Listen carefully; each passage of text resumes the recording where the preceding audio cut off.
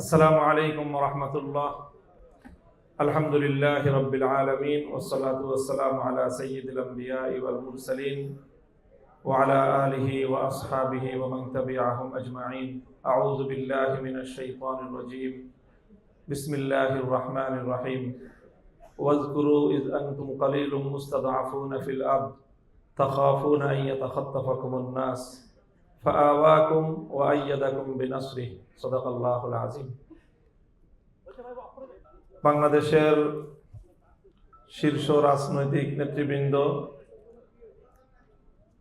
11 দলীয় নির্বাচনী ঐক্যের শীর্ষ নেতৃবৃন্দ, আজকের এই প্রেস কনফারেন্সে উপস্থিত সম্মানিত সাংবাদিক বন্ধুগণ, সুধীমণ্ডলী, সর্বপ্রথম আমি 11 দলীয় নির্বাচনী এই ঐক্যের শীর্ষ নেতৃবৃন্দের পক্ষ থেকে সকল সাংবাদিক বন্ধুগণকে আন্তরিক শুভেচ্ছা এবং অভিনন্দন জানাচ্ছি, কৃতজ্ঞতা জ্ঞাপন করছি।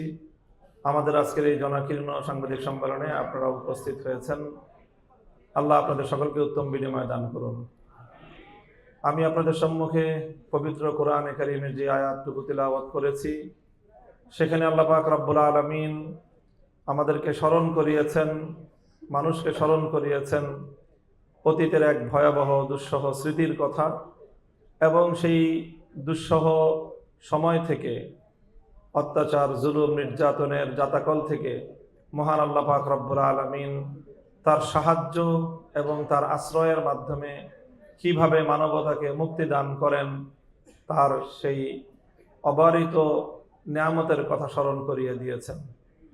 আমরা স্মরণ করছি বাংলাদেশের 15 বছরের ভয়াবহ দুঃশাসনের সেই দুর্বিষহ সময়ের কথা স্মরণ করছি। সেই 15 বছরের দুর্বিষহ জুলুম নির্যাতনের জাতাকলে পিষ্ট হয়ে বাংলার প্রতিটি জনপদ থেকে যে সকল ভাই বোনেরা শাহাদাত বরণ করেছেন, গুম, খুন, হত্যাকাণ্ডের শিকার হয়েছেন। 2009 সালের পিলখানা ট্র্যাজেডি, 2013 সালের শাপলা চত্বরের গণহত্যা, 2015-16 সালের যেই বিরোধী দলীয় আন্দোলন দমন, 2021 সালের বাংলাদেশের স্বাধীনতার সুবর্ণ জয়ন্তী উদযাপনকালে প্রতিবাদ মুখর জনতার উপর যে দমন পীড়ন, সর্বশেষ 2024 সালের জুলাই বিপ্লবে 1.5 সহস্রাধিক তাজা প্রাণ, যাদের রক্ত এবং জীবনের উপর বাংলার মাটি 2024 সালের 5ই আগস্ট 36শে জুলাই এক ঐতিহাসিক গণ অভ্যুত্থান, গণবিপ্লবের মধ্য দিয়ে বাংলাদেশের মানুষ দ্বিতীয়বারের মতো স্বাধীনতার সুখ এবং সফলতা ভোগ করেছে। সেই সকল বীর শহীদানদের রুহের মাগফিরাত এবং তাদের আত্মার প্রতি শ্রদ্ধা জ্ঞাপন করে আজকে আমরা এই সাংবাদিক সম্মেলনের, ঐতিহাসিক সাংবাদিক সম্মেলনের মধ্য দিয়ে একটি নির্বাচনী ঐক্যের ঘোষণা, বিস্তারিত যেই আমাদের ঘোষণা আজকে আমরা দিতে যাচ্ছি।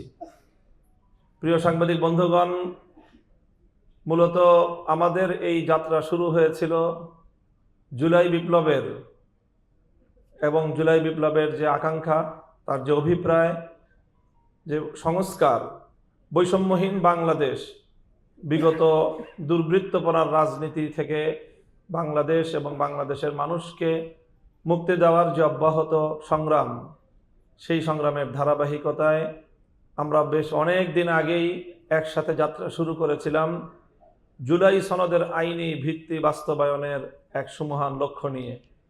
ধাপে ধাপে আন্দোলনের মধ্য দিয়ে জুলাই সনদের আইনি ভিত্তি বাস্তবায়নের লক্ষ্যে গণভোটের দাবি আদায় সহ অনেকগুলো ধাপ পেরিয়ে আমরা ত্রয়োদশ জাতীয় সংসদ নির্বাচনকে কেন্দ্র করে বাংলাদেশের আন্দোলন এবং সংগ্রামের নির্বাচন সহ রাজনীতির দীর্ঘ পথ পাড়ি দিয়ে 11টি দল ঐক্যবদ্ধভাবে আসন্ন ত্রয়োদশ জাতীয় সংসদ নির্বাচনকে আমরা একসাথে অংশগ্রহণ করার, নির্বাচনকে ফেস করার বিষয়ে ঐক্যমত্য হয়েছি।